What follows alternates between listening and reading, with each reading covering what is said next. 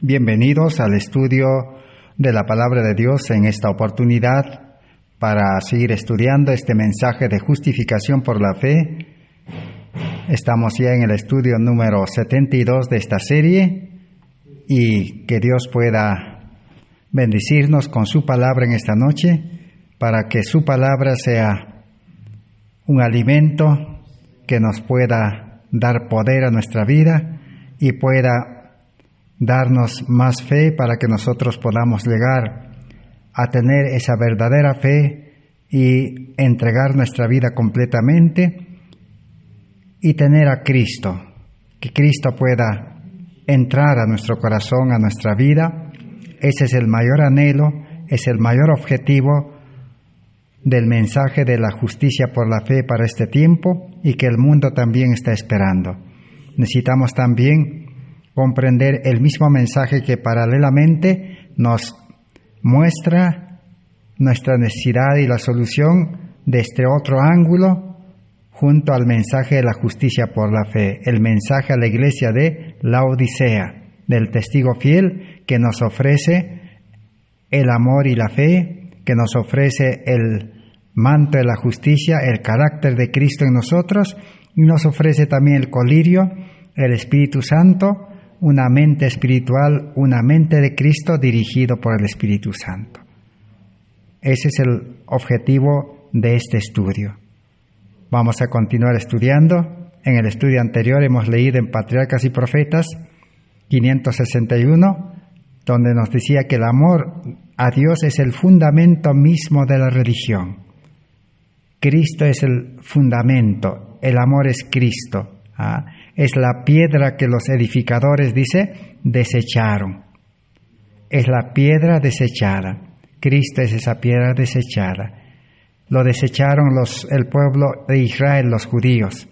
Lo desecharon en 1844 los protestantes del movimiento adventista.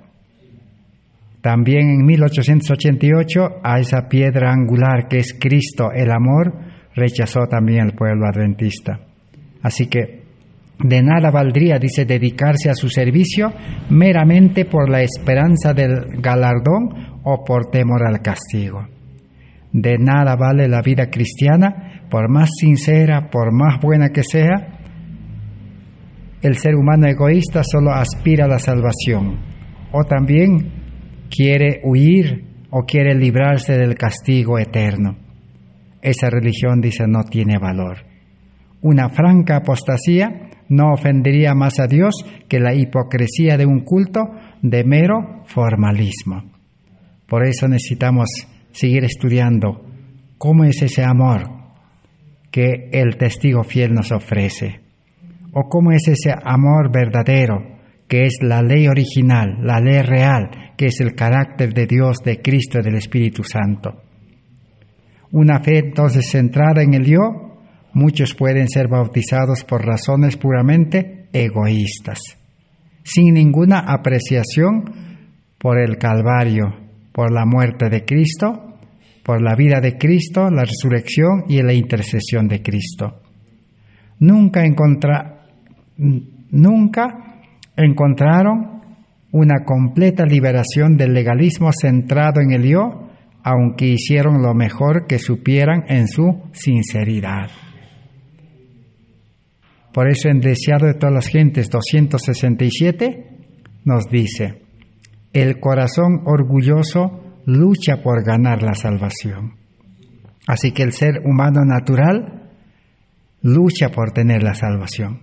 Por eso el cristianismo, la religión de este tiempo, nos hemos equivocado todos, porque hemos querido en nuestra naturaleza humana, pecaminosa, carnal, ser perdonados y luego buscar las obras, buscar la perfección de la carne humana.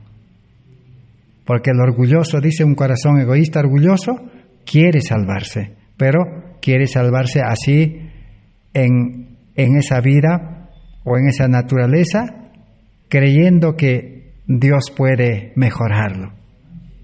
Por eso se decide ir a la iglesia, cantar, leer la Biblia, hacer los cultos, practicar Reforma Pro Salud y muchas otras cosas más. Pagar el diezmo, ir a predicar el Evangelio.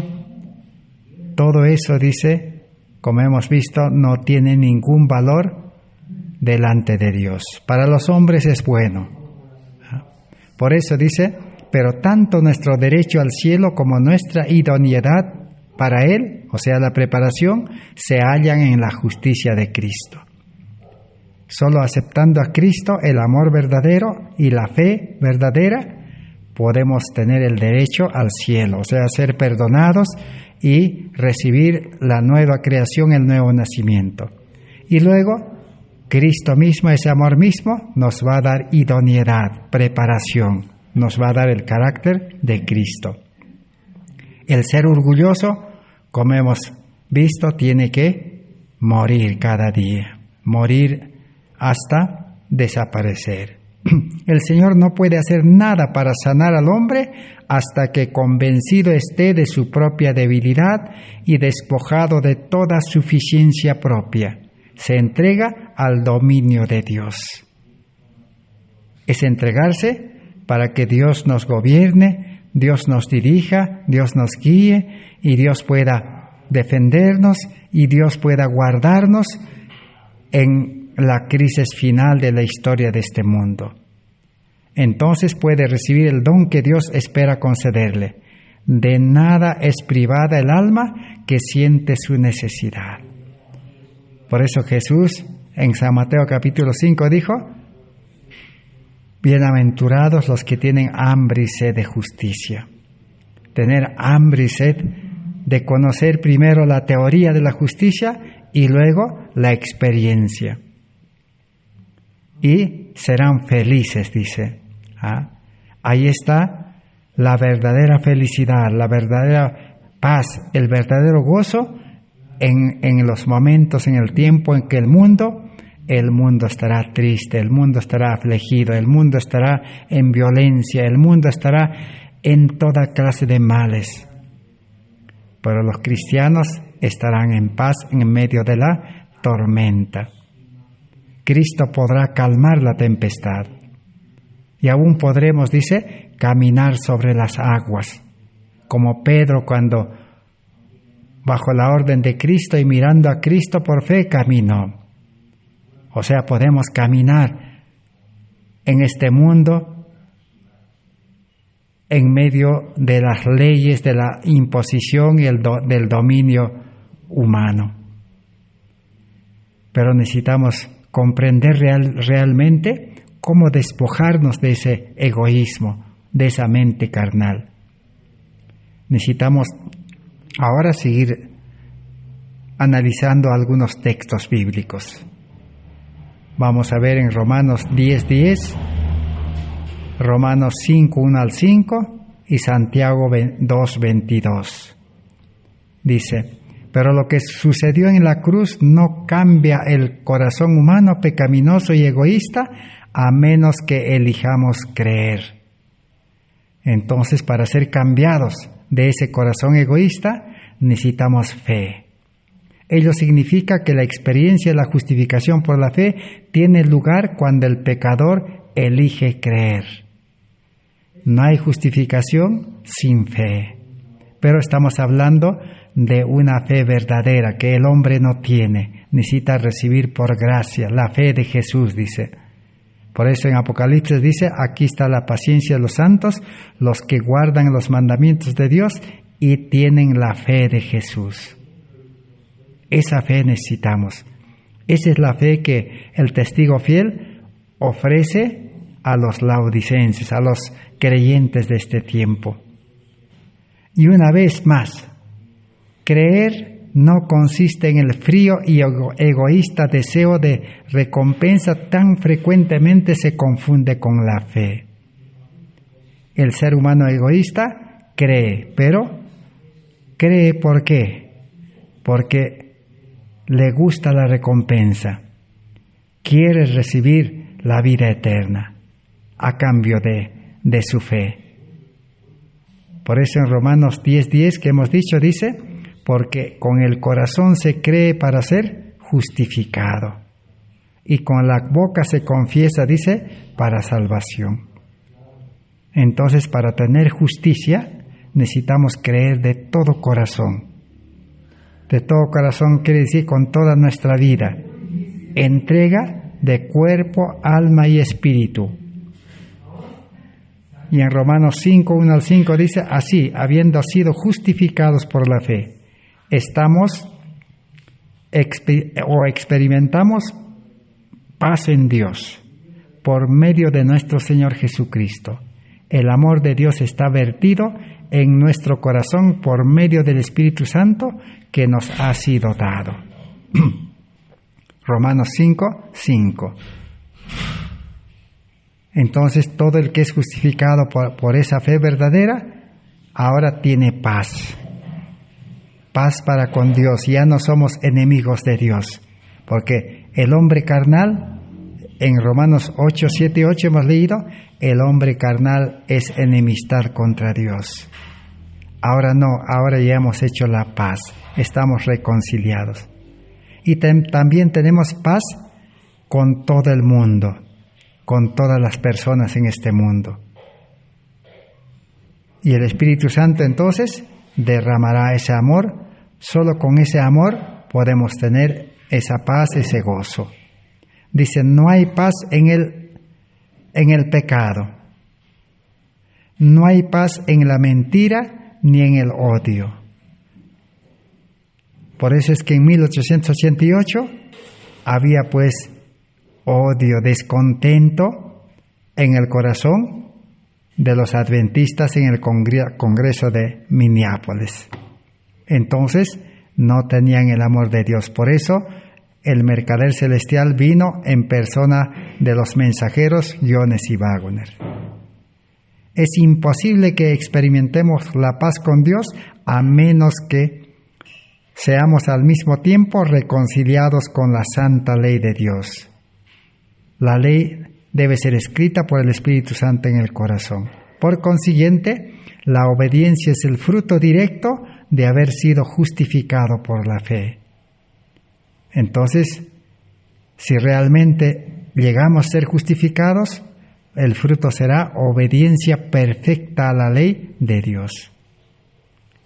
No a los 10 mandatos nomás. La ley de Dios es apenas un resumen del carácter de Dios. Toda la ley está en toda la Biblia. Y toda la Biblia aún está amplificado en los libros del Espíritu Profecía. Entonces, el creyente verdadero, al tener la ley escrita en el corazón, cumplirá, obedecerá por amor y como una delicia todo lo que pide Dios en la Biblia y en los libros del Espíritu Profecía. Para ese creyente será fácil tener un hogar, dulce hogar, un hogar feliz, pedazo de cielo en la tierra. Para esos creyentes será tan fácil obedecer la orden de Dios de que su pueblo debe estar en el campo. Y tan fácil será obedecer también de que deben tener puestos de avanzada y bajo la dirección del maestro, los maestros, educar a sus jóvenes, a sus niños, para el fuerte pregón, o sea, para la lluvia tardía. Y para ellos será tan fácil ir a las ciudades, venir a las ciudades, para llevar este mensaje de Cristo. El mundo necesita a Cristo. No necesita teoría, no necesita promesas. El mundo está, dice, cansado de promesas. Quiere esa promesa real en su vida. Quiere liberarse de la enfermedad, quiere liberarse de la esclavitud de este mundo, quiere liberarse también de la opresión y el dominio de los poderes terrenales.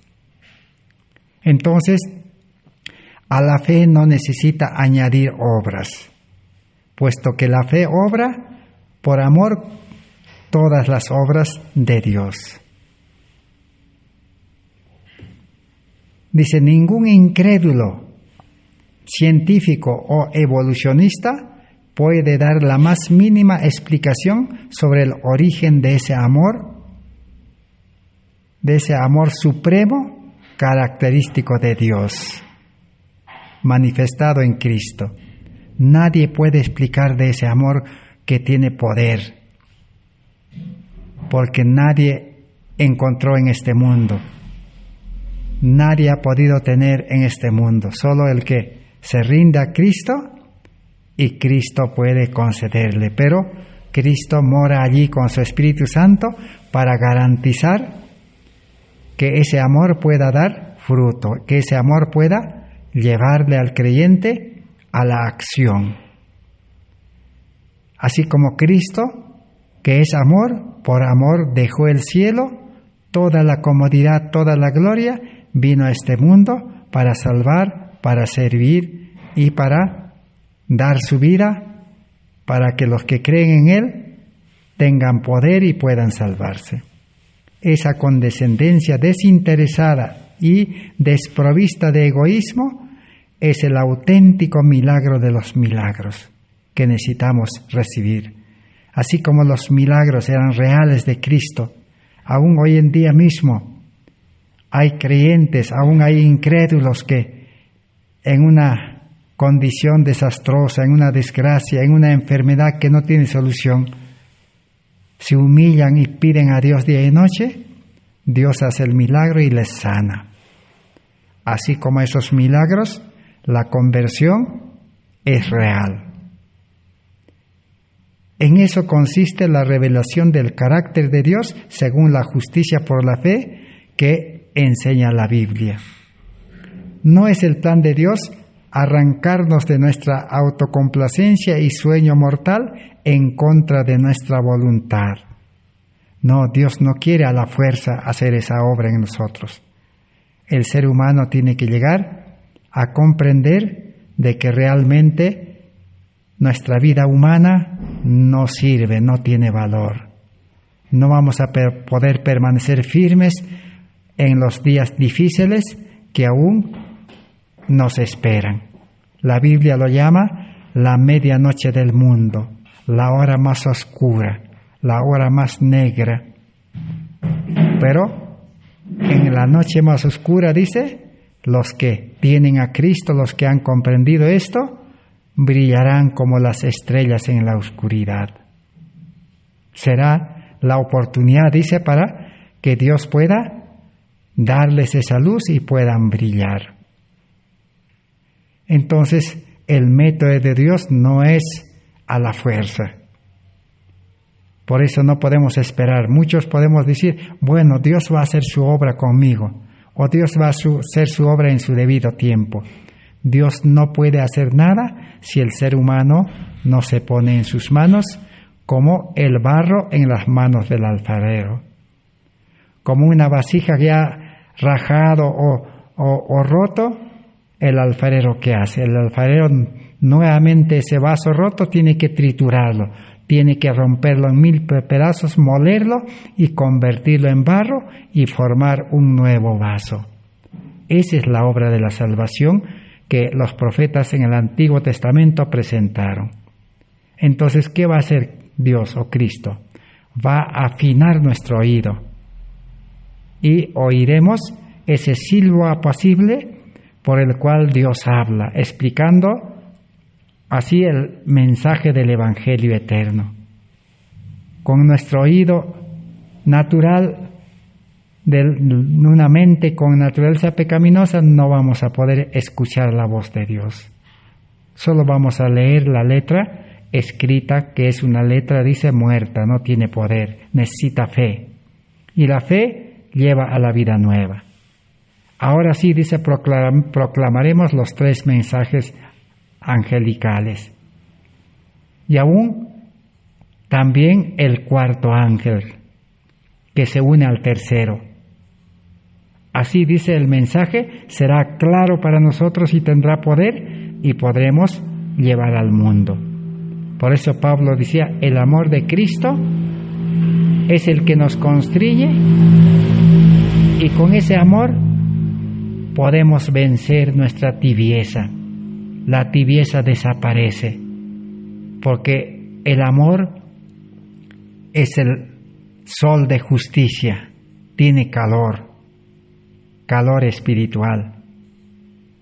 Entonces ahora vamos a ir ahondándonos, ampliando ese conocimiento de la fe y el amor. Necesitamos pedir a Dios esa paciencia, ese deseo de realmente apoderarnos. Porque el Evangelio dice, la palabra de Dios, cuando lleguemos a comprender realmente y aceptemos, dice, el amor de Cristo y la fe de Jesús, que es el oro afinado en fuego, ¿no? Como hemos visto, pero tenemos que cambiar con algo, tenemos que entregarle todo lo que es nuestro que no vale.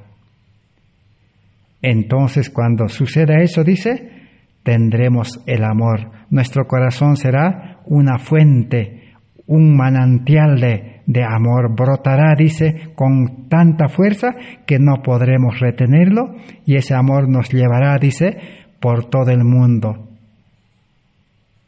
Porque cuando uno recibe ese amor, nunca más permanece en el lugar donde está. Entonces, en vano podemos decir, yo tengo el amor de Dios. El amor de Dios no hace permanecer.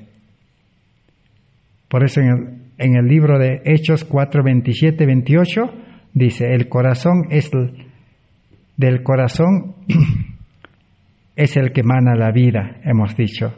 Pero ahora vamos a leer en una carta que la hermana Juana escribe, carta número 16, 1892, dice, el corazón es la caja fuerte del pecado. Si no se lo expulsa, permanece oculto hasta que llega una oportunidad y entonces revela, oponiéndose en acción. Otra ilustración que el Espíritu de Profecía nos da para entender. Dice que nuestro corazón es la caja fuerte del pecado. Ahí está lleno el pecado. Mientras esa caja de pecado esté en el corazón, Dios no va a poder derramar su amor, porque no hay lugar. Tiene que ser limpiado. Pero primero nosotros tenemos que estar dispuestos a renunciar. Esa es la condición que Dios pide, porque toda promesa es condicional. En Testimonios volumen 4, 625 dice, la preciosa sangre de Jesús es el manantial provisto para purificar el alma de la contaminación del pecado, de esa caja fuerte del pecado que está en el corazón. Ese es el pecado que Dios quiere limpiar. No son nuestros actos, porque si Dios solamente limpiara nuestros actos, sería un trabajo en vano, porque de la caja fuerte seguiría saliendo el pecado. Así como una caja fuerte tiene pues mucho dinero y nunca se acaba el dinero de una caja fuerte, así el pecado nunca se acabaría. Por eso necesitamos aceptar a Cristo. Cuando dice la sangre de Jesús se refiere a la muerte de Cristo. Necesitamos aceptar la muerte de Cristo para morir con Cristo en la cruz. Nuestro yo tiene que morir. Ahora sí, Cristo, cuando el yo es la caja fuerte del pecado, es quitado, ahora sí Cristo puede comenzar la obra de la salvación. Cuando termináis aceptarlo, dice, como vuestro amigo a Cristo, de la cruz de Cristo brillará una nueva luz y duradera, un verdadero sentido del sacrificio e intercesión del amado Salvador. Ahora sí Cristo intercederá en favor de nosotros, ya tendremos un abogado. Pero mientras no sucede eso, estamos sin Salvador, sin abogado, sin nada prácticamente. ¿Y qué pasará? Quebrantará el corazón endurecido por el pecado, y el amor y agradecimiento y humildad tomarán posesión del alma. O sea, quebrantará nuestra vida, del corazón mana la vida. La entrega del corazón a Jesús convierte al rebelde en un penitente y entonces el lenguaje del alma obediente es: las cosas viejas pasaron y aquí todas son hechas nuevas. Esa es la verdadera religión de la Biblia. En vano el mundo religioso predica una religión que no es verdadera. Por eso el cristianismo está mal visto y también Dios se ha representado mal. No es aprender a tener amor, no es aprender a amar, porque muchos hemos predicado y siguen predicando los grandes predicadores. Dice, tienes que amar a tu prójimo, dice, tienes que amar a tu hermano, tienes que amar al mundo. No es educar en el amor, sino es recibir, posesionarse de ese amor. Es como la semilla, sembrar amor en el corazón, y del corazón va a nacer. Esa es la verdadera religión. Las cosas viejas tienen que pasar. El corazón viejo, los pensamientos viejos, la preparación vieja, la vida antigua tiene que pasar. No vale. Pablo dijo, lo tengo por basura, desecho, no me sirve. Cualquier cosa menos que eso, dice, es un engaño. Eso es lo que nos dice Testimonios para la Iglesia, tomo 4, 625. Entonces, sigamos revisando en la Biblia acerca de la fe y el amor. Pero necesitamos entonces comprender en qué consiste la fe verdadera. Porque leemos en la Biblia, en Santiago 2:19, dice, también los demonios creen y tiemblan. Entonces, aún los egoístas creen también. Cualquier persona puede creer. Pero no es fe verdadera si no brota el amor del corazón. Podemos encontrar una fe que Jesús elogió y puso como ejemplo cuando estaba en esta tierra, en Lucas 7, 2 al 10, el relato del centurión romano. Puede ayudarnos a comprender mejor la fe. Este oficial militar era gentil, pero había creído en Jesús y podía decir, solamente di la palabra, le dijo a Jesús, y mi siervo enfermo de muerte sanará. Este centurión, que era gentil, vino a Jesús y tanta era su fe que no necesitaba que Jesús pueda viajar y poner su mano, hacer oración y sanar a su siervo. Solo dijo, di la palabra, porque él justificó ese pedido diciendo de que él era también un superior que tenía a mando soldados. Y él dijo, cuando yo ordeno a un soldado, ellos van, vienen y obedecen y cumplen la orden. Así que reconoció a Jesús como un ser superior, como el dueño del universo, como el creador, como el gobernante, como el rey. Entonces, por eso, su fe le llevó a decir, solo di la palabra. Jesús se maravilló de él, y vuelto dijo a las gentes que le seguían, os digo que ni aún en Israel he hallado tanta fe. Si nosotros tuviéramos, dice, la fe como un granito de arena, diríamos, dice, a este monte, retírate y se allanaría. Ninguna ley podría tener poder para impedir que nosotros podamos llevar este mensaje al mundo. Y así será en estos últimos días, y Dios quiere prepararnos para ello. Entonces ahora nos preguntamos, ¿cómo era esa fe? solamente la creencia de que Jesús tenía el poder para sanar por su sola palabra? No. Si decimos que sí, se nos plantearía un problema difícil, ya que los diablos también creen que Jesús puede sanar por su sola palabra. Entonces no es creer de que Dios tiene poder y va a sanar, porque en todo caso también los diablos también creen. Una confianza tal no alcanza a la plena definición de la fe. Si los diablos la tienen, también. Pero al leer la historia del centurión, comenzamos a ver que la fe del soldado romano, del centurión romano, iba mucho más allá de eso, de creer que Dios tiene poder y puede hacer cualquier milagro. No. Primero veamos.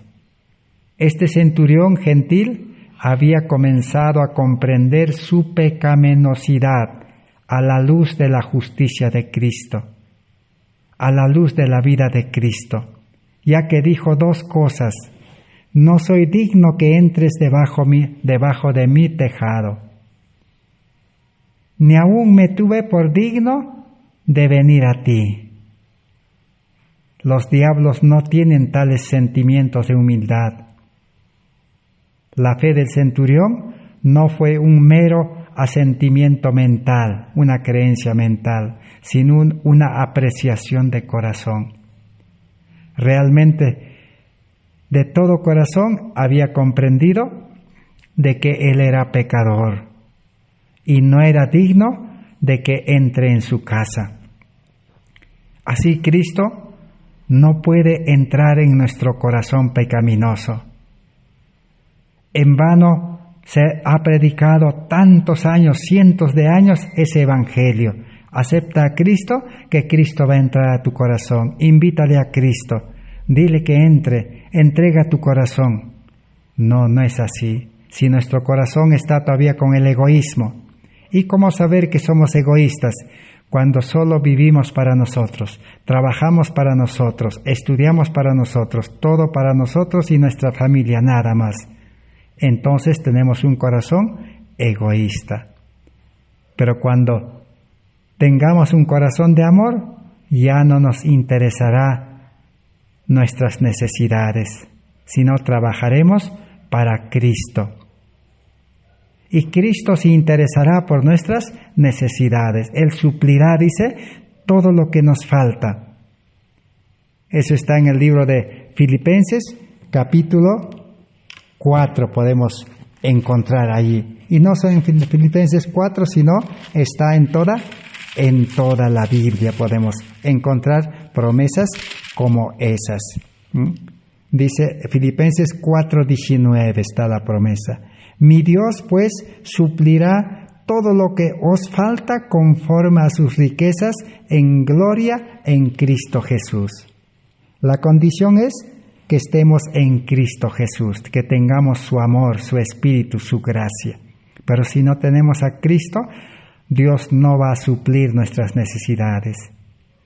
Tenemos que salir a buscar, tenemos que salir a trabajar para nosotros, a solucionar nuestro problema, porque también Dios nos ha dado vida, tiempo, fuerza. Pero el que aceptó a Cristo tiene que comprender de que es pecador y su vida no da para que entre Cristo, sino tiene que renunciar. Ni aún me tuve por digno, dice, de venir a ti. Ni siquiera nosotros no podemos buscar a Cristo. Eso vamos a ver más adelante cuando estudiemos del amor. Porque, como dijimos, los diablos no tienen tales sentimientos de humildad. El diablo no reconoce su condición, que es pues desesperadamente pecaminoso. Él es la raíz de todo pecado, no reconoce. Pero sí cree en Dios y tiembla, y sabe que Dios puede hacer milagros. Así que esa es la primera condición para que nuestra fe sea valedera y correcta. Una segunda característica dice un amor inusual impregnaba el corazón de aquel oficial, ya que estaba preocupado por su siervo o esclavo y no por sí mismo. La fe que tenía ya lo había transformado y lo había liberado de su egoísmo. Desde luego, tal no es la experiencia de los diablos, por más que los diablos pueden creer, pero no tienen esa experiencia. Ya el oficial había aceptado en su corazón a Cristo, tenía el amor en el corazón, por eso se preocupaba por un siervo, por un esclavo, no quería que la enfermedad lo pueda quitar la vida. Su preocupación era por otras personas, no por sí mismo. Así es el verdadero amor y el verdadero creyente, la verdadera fe. Pero los diablos no se preocupan por el bien de los demás, sino su vida es destruir y sacar provecho. Así como el que trabaja en este mundo trabaja por conveniencia, trabaja por dinero, trabaja por sueldo, trabaja por aprovechar, egoísmo. Y también el que da trabajo, también otro egoísta también. Así con esa clase de vida, estamos perdidos y estaremos perdidos en los tiempos o en los días de conflicto que vendrá sobre este mundo, los cuales están en las profecías de Daniel, Apocalipsis, y todos los profetas profetizaron la condición que estamos viviendo en este tiempo. Así esa historia nos ayuda a comprender el ingrediente esencial de todo verdadero milagro sanador, que es la fe, como una apreciación de corazón del sacrificio de Cristo. Así que, tan pronto como digo eso, me doy cuenta de cuán débil e inmadura es todavía mi fe, cuánto necesito creer. Necesitamos llegar a comprender nuestra deficiencia, nuestra necesidad. Ahora veamos, pero ¿en qué consiste dicho amor cristiano ahora? Porque la fe no va solo. Donde aparece la fe, está impulsado por el amor. La fe y el amor son inseparables. Por eso el mercader celestial, el testigo fiel a la Odisea, lo presenta con el oro afinado en fuego. No se puede separar. Donde hay amor hay fe, y donde hay fe hay amor. ¿En qué consiste ese amor cristiano? ¿Simplemente en ser amable? Muchos también en el mundo, hay budistas, hindúes, musulmanes, tienen mucha amabilidad. Entonces, ¿en qué radica la singularidad del amor cristiano? El Espíritu Santo ha dotado al término amor, plenamente revelado en la Biblia, de un significado que las nociones no cristianas sobre el amor son incapaces de captar. Se trata de un tipo de amor probablemente ausente de los acuerdos que acaban de firmar cuando se hace un compromiso. La razón es que la idea común de amor presupone una doctrina sostenida en común por católicos, luteranos, budistas, musulmanes, hindúes, protestantes, toda clase de religiosos. Pero ese amor que las religiones pues han enseñado hasta aquí no es el amor de Dios, porque si hubieran enseñado el amor de Dios ya hubieran recibido y ese amor ya estaría llenando el mundo como las aguas cubren el mar o como el sol ilumina toda la tierra, dice Apocalipsis 18. El amor que las religiones o que el mundo enseña está basado en la creencia en la inmortalidad natural de la alma. El origen próximo de tal doctrina es el paganismo. Si bien en realidad proviene desde el mismo Edén, donde la serpiente dijo aquella gran mentira a nuestros primeros padres, no morirás. Esa doctrina convierte en imposible comprender bien con todos los santos la anchura, la longitud, la profundidad y la altura del amor de Cristo y conocer ese amor que supera todo conocimiento. Efesios 3, 17 al 19. El ser humano por naturaleza cree en la inmortalidad del alma. Comenzó esa mentira en el Edén, cuando le dijo a Eva, la serpiente, no moriráis. O sea, el ser humano dice, no hay problema, podemos seguir pecando, podemos seguir mal.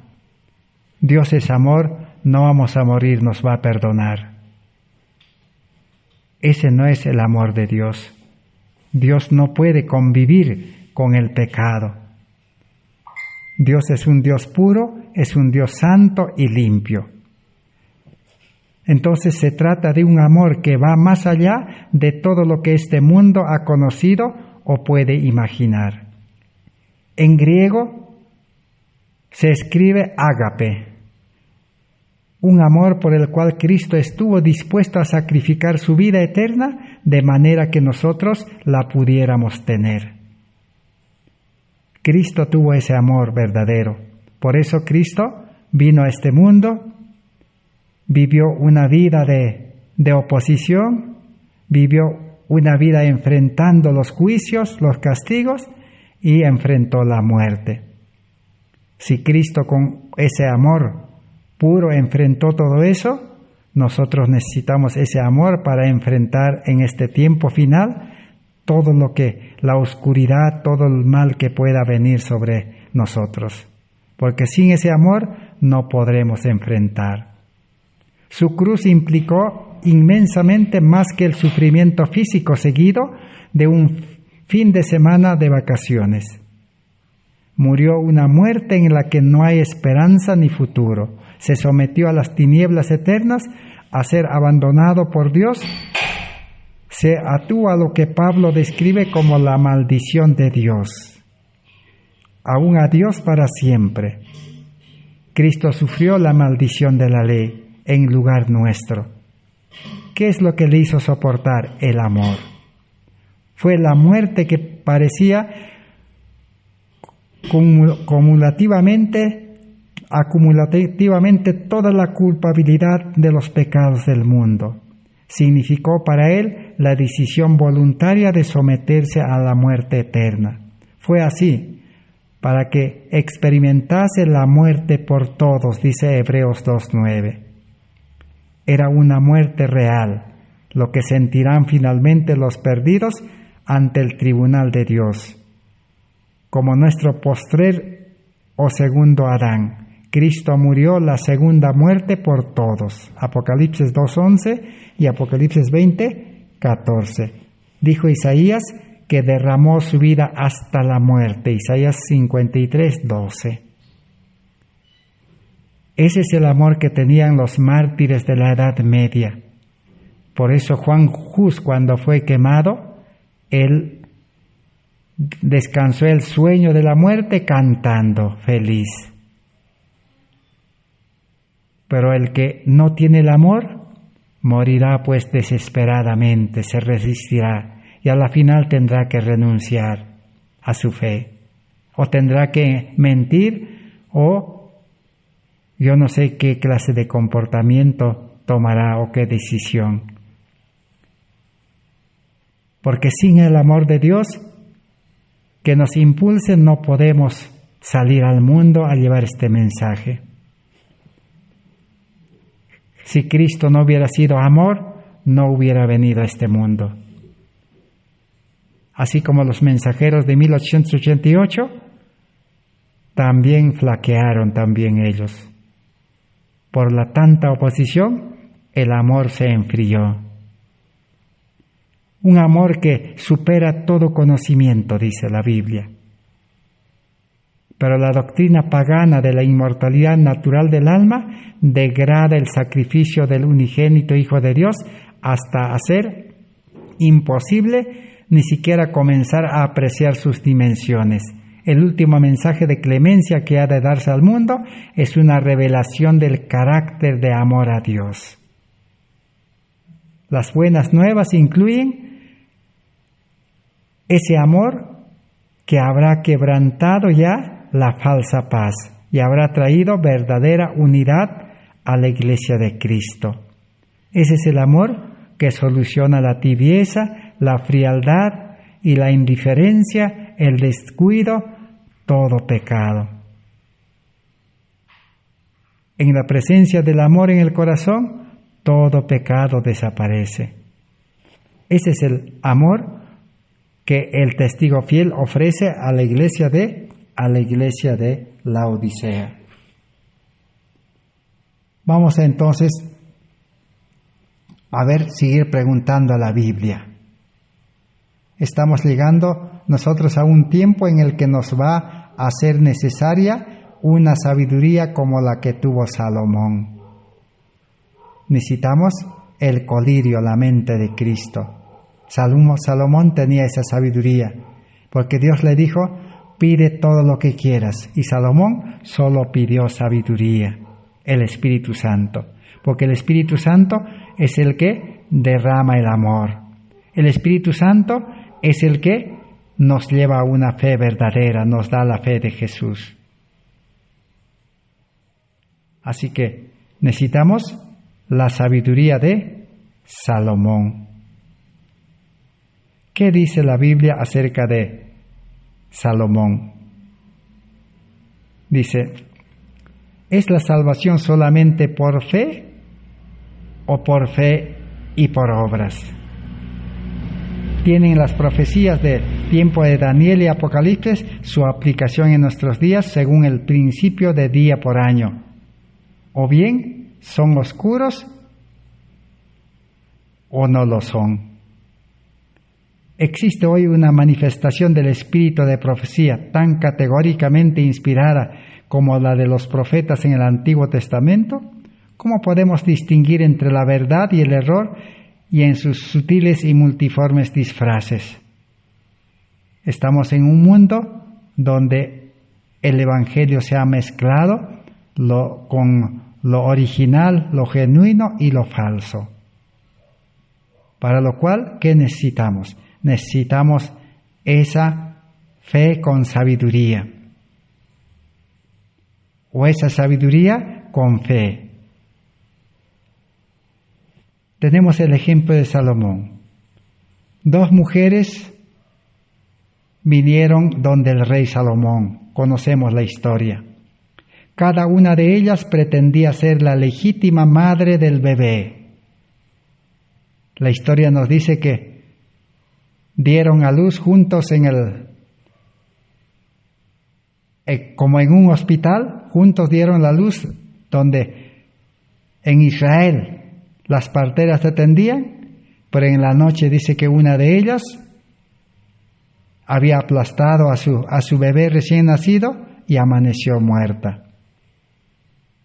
Pero antes que amanezca, se dio cuenta y cambió, dice, su bebé muerto al lado de la otra mujer, y su bebé que estaba bien, trajo a su lado, ¿no? Esa es la historia. Así que la primera ejercía una posición sonora e intensa. La otra era más sosegada. El rey no podía encargar una prueba de ADN, como hoy en día se puede hacer. No había exámenes de ADN para saber realmente el ADN de cuál de las madres tenía el bebé que estaba todavía con vida. Y ambas ahora decían ser suyas.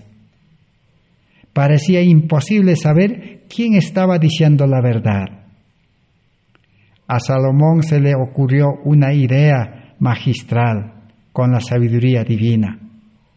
Emplearía la prueba del amor. Así que, ¿qué empleó Salomón? No empleó la ciencia, empleó la prueba del amor.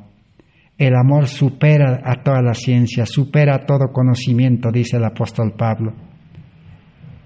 Salomón dijo: lo siento, señoras, no puedo saber cuál de las dos tiene razón, pero voy a dar satisfacción a ambas. Que me traigan un cuchillo, partiré al niño y daré una mitad a cada una. La primera se cruzó de manos esperando impasible la catástrofe que ella misma había provocado. Así que una de las madres se quedó tranquila, sin manifestar nada y sin desesperarse.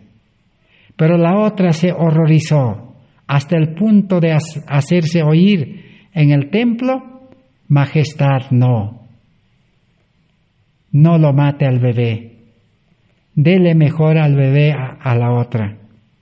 Prefiero ese mal que la tragedia de ver a mi hijo partido en dos. El amor había dado a conocer a la verdadera madre. Ese es el ejemplo que podemos aprender del amor. Así es, el amor soluciona todo. Por eso la palabra de Dios dice: el amor es todo. El apóstol Pablo escribió: solamente quedarán, dice, la fe, el amor y la esperanza a la final del cristianismo. De los tres, dice, el amor es el mayor. En cada uno de los dilemas teológicos a los que tenemos que enfrentarnos, aunque parezca ser que tendremos que enfrentar conflictos, pero no necesitaremos desesperar, ni decidir contemplar las cosas desde detrás de la barrera. El amor no nos va a llevar a la cobardía, ni quedarnos en el lugar donde estamos, ni tampoco estar detrás de la barrera, escondernos. ¿Recuerdan ustedes que cuando Jesús fue crucificado, los discípulos huyeron y se escondieron? Es que no tenían el amor de Dios en el corazón. Todavía sus corazones eran egoístas, dice, aunque todas las cosas externas habían abandonado, pero les faltaba abandonar su corazón egoísta. Pero cuando ellos recibieron el amor de Dios después de la resurrección, cuando experimentaron la verdadera conversión, con ese amor salieron desparramados por la persecución en Jerusalén a trastornar con el evangelio de las buenas a todo el mundo. Es así también hoy en día. Si nosotros tenemos ese amor, entonces seguiremos ese camino. Entonces, la marca de la bestia no tendrá poder sobre nosotros. La bestia de Apocalipsis que habla, que es necesario estudiar también, estará colocando la marca. Pero el creyente no tendrá temor, porque los creyentes tendrán, dice el sello de Dios. Apocalipsis 3, 13, 16 y 17, y nos habla del sello, Apocalipsis 7, 1 al 4.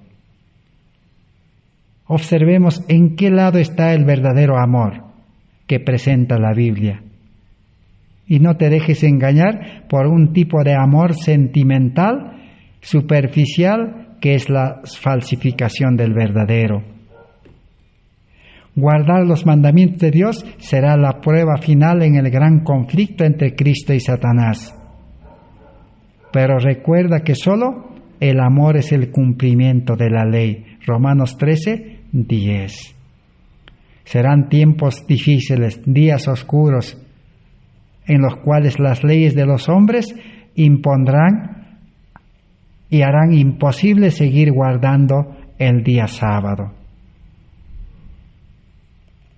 Pero los que tienen amor seguirán guardando. No hay imposibles para el amor. Si en estos días de cuarentena, que el mundo lo llama, mal llamado cuarentena, porque la cuarentena correcta es que solamente los enfermos deben ser llevados al campo, deben abandonar las poblaciones y estar en el campo. Esa es la cuarentena verdadera.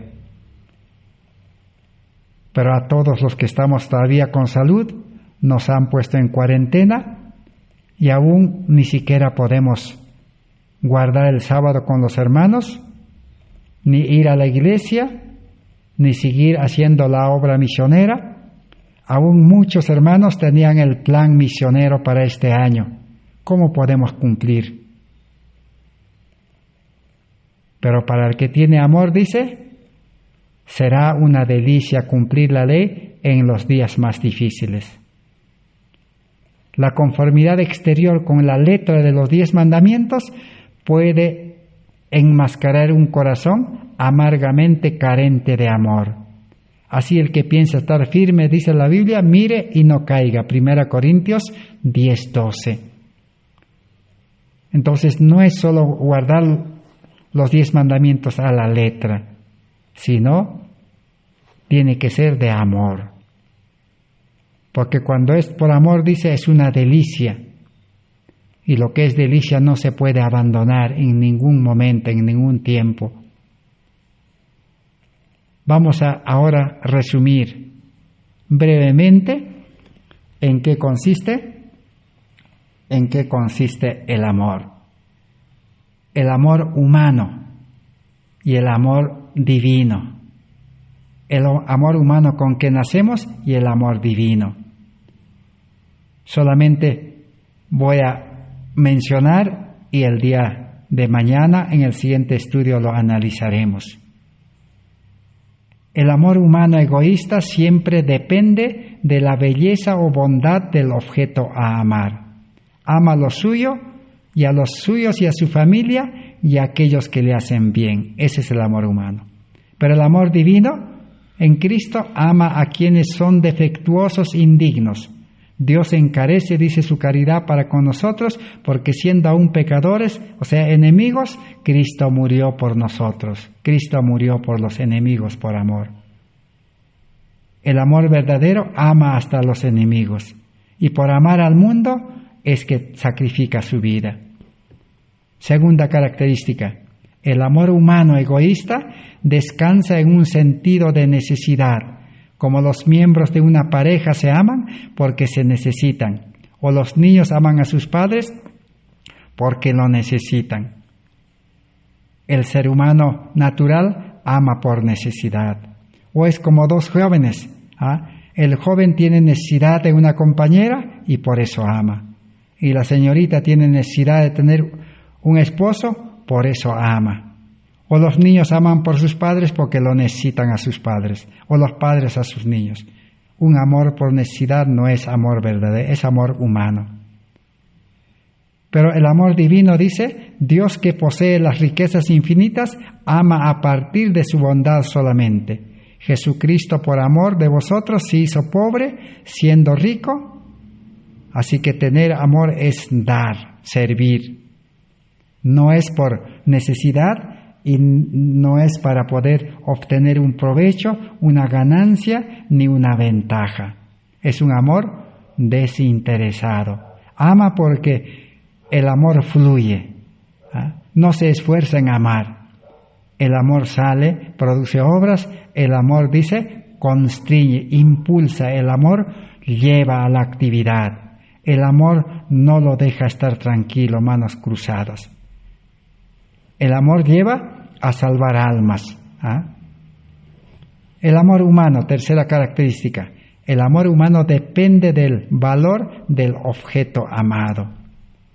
O sea, cuando al objeto que ama, si es una persona, ¿no? Si esa persona es buena, le trata bien, le hace bien, ama a la persona. Por eso el ser humano ama a su familia nomás y ama a sus amigos y a sus hermanos, nada más. Ese es amor humano. Pero el amor divino, dice Isaías 13:21, crea valor en el objeto amado. O sea, las personas que no le aman, no le respetan, a esos ama porque puede llevarlo a Cristo y puede Cristo transformar sus vidas, puede cambiar sus vidas.